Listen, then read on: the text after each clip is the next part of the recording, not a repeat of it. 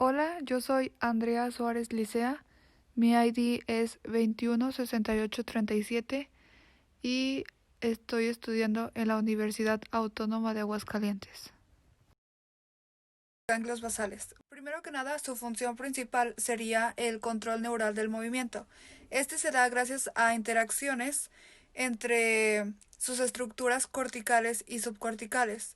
Las estructuras subcorticales se dividen en tres, que sería los ganglios basales, el cerebelo y el sistema mesencefálico dopaminérgico. ¿Qué son los ganglios basales? Son grandes masas de sustancia gris profundas en nuestros hemisferios cerebrales que juntos forman núcleos interconectados que participan en funciones motoras y no motoras. ¿Para qué sirven los ganglios basales? Desde hace mucho tiempo, los ganglios basales se consideran centrales en el control del movimiento. Hoy en día se acepta como amplitud que también intervienen en la conducta motora, la cognición y la emoción. Función motora. Los ganglios basales tienen a su cargo la ejecución automática de un plan motor aprendido. A medida que se va aprendiendo una habilidad motora, los ganglios basales toman la función de ejecutar de modo automático la destreza aprendida. Cuando están dañados los ganglios basales, el individuo debe regresar a un mecanismo cortical más lento, más automático y preciso para la conducta motora. Cognición. Los ganglios basales participan en la recuperación de información episódica y semántica para la memoria explícita y labores implícitos, es decir, la información que tenemos que recordar de forma consciente es la memoria explícita, por ejemplo, las respuestas para un examen. Y la información que recuerdas de forma inconsciente y sin esfuerzo se conoce como memoria implícita. Por ejemplo, al momento de conducir o al momento de montar una bicicleta. Todas estas actividades serían el inicio o la modificación de programas motores centrales. Y la última función sería la de la emoción y la motivación. Un dato interesante sobre esto sería que se ha publicado una disminución de los ganglios basales en trastornos bipolares. Un ejemplo sería cuando un niño comienza a aprender a caminar. En este momento la corteza cerebral toma el control de los músculos del pequeño y cuando el niño encuentra el movimiento adecuado le informa a los ganglios basales. Después ellos lo guardan y cuando se necesite los reproducen como una serie de movimientos automáticos. Lo mismo pasa cuando aprendemos a andar en bicicleta. Al principio nuestra corteza cerebral se enfoca en qué movimientos debemos de hacer para que vayamos coordinados y manteniendo el equilibrio. Y ya cuando lo tiene, lo manda a nuestros ganglios basales para que estos lo guarden y cuando ya necesitemos hacer la actividad, la realicemos de manera inconsciente y podamos ir pensando en otra cosa, platicando con alguien, etc. Algunas enfermedades relacionadas. Al presentar lesiones en la corteza motora, dan lugar a la pérdida de movimiento, ya que los ganglios basales y el cerebelo proporcionan movimientos incoordinados y desorganizados, como podemos observar en las imágenes de aquí abajo.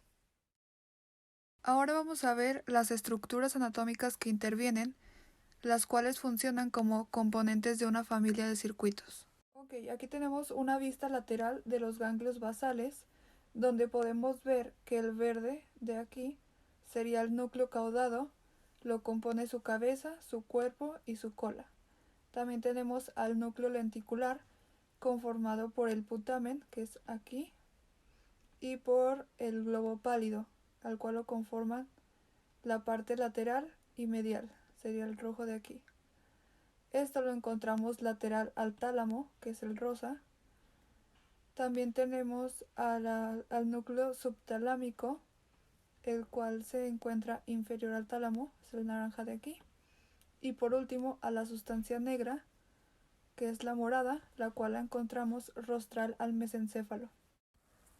Ok, entonces aquí tenemos un corte coronal de los hemisferios cerebrales, donde podemos ver de este lado tenemos al núcleo caudado, aquí tenemos al putamen, este de aquí, También tenemos al globo pálido, estos de aquí, en su parte interna y su parte externa.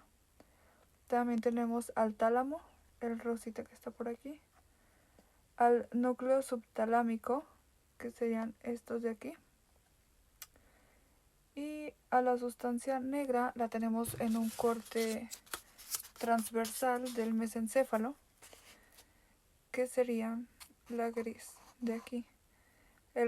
Estos azules serían los núcleos rojos, y de este lado tenemos a la base peduncular.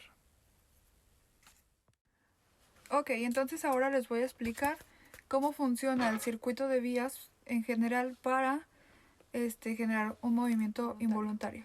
Primero, aquí en la corteza cerebral nos llega la información acerca del movimiento que se quiere realizar.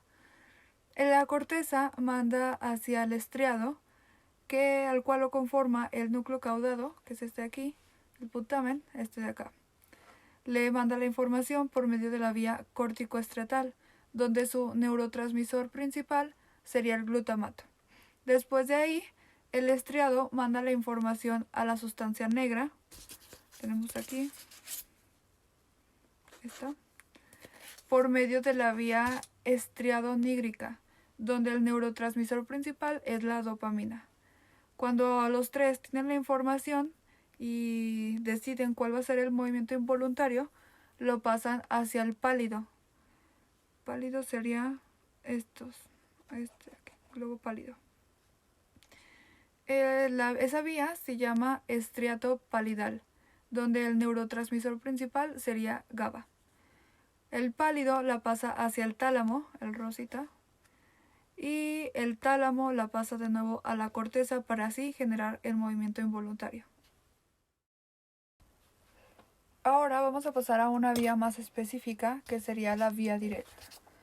Esa vía empieza aquí en la corteza cerebral, después se pasa hacia el estriado, igual que el anterior, que se conforma por el núcleo caudado y el putamen. Esta vía, ya dijimos, se llama córtico-estriatal, su neurotransmisor principal es el glutamato. La diferencia con la anterior vía es que después del estriado se pasa hacia el globo pálido interno y no pasa hacia la sustancia negra. Después de que está aquí, esa vía se llama estriato palidal, el neurotransmisor principal es GABA, pasa hacia el tálamo y cuando el tálamo tiene la información, la lleva de regreso hacia la corteza. Y en sí, esa sería la vía directa. La vía indirecta. Aquí tenemos el corte coronal de los hemisferios cerebrales. Y esta vía empieza aquí en la corteza cerebral. Igual pasa hacia el estriado, conformado por el caudado y el putamen. Luego, en lugar de pasar directo hacia el globo pálido, se va primero hacia el pálido externo, que es este de aquí. Luego se va hacia el núcleo subtalámico, que es este moradito. Y ya de ahí, ahora sí se pasa al globo pálido interno, este de acá. Luego se va hacia el tálamo y de nuevo se regresa hacia la corteza.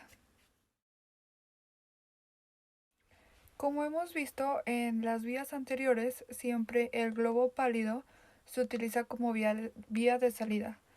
Ahora les voy a enseñar una vía donde no se utiliza. Empezamos aquí en la corteza.